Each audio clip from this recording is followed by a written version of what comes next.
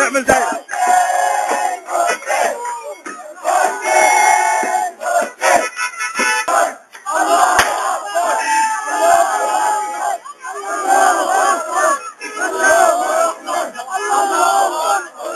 خد الطريق. الله أكبر الله أكبر الله أكبر الله أكبر.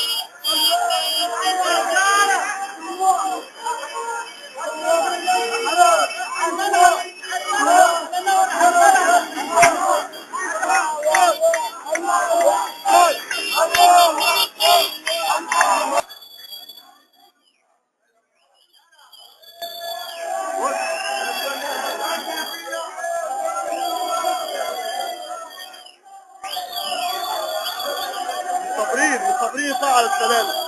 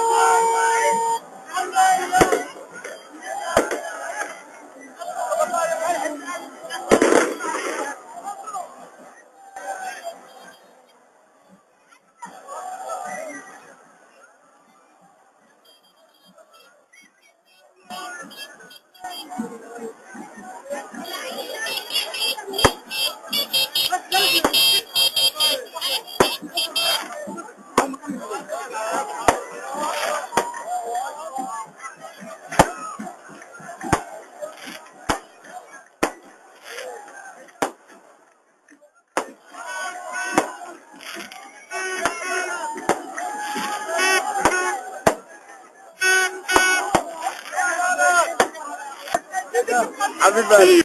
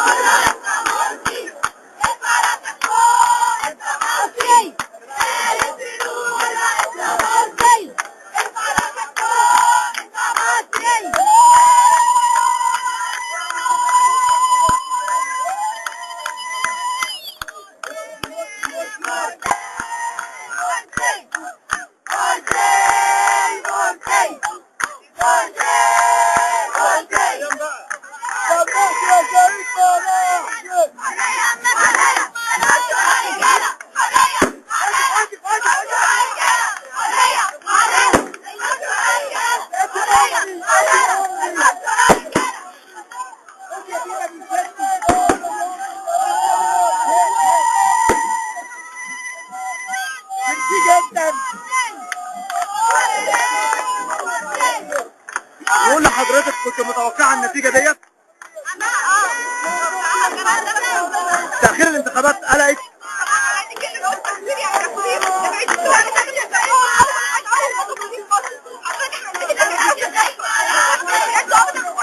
تقولي ايه للاعلام اللي بيطلع الراي العام؟ اقول يا رب الكريم احنا وراكم وانتوا بتوصلوا صوتنا واحنا متشكرين جدا ليكم. الاعلام الثاني الحقيقي نقول اتق الله اتق الله اتق الله.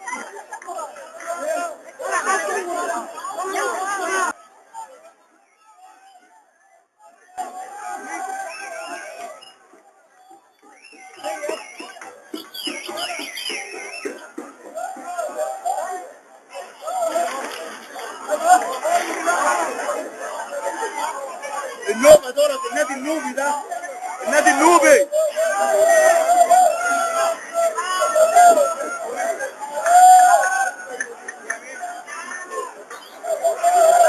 يلا يا جماعه النادي النوبي، النادي النوبي.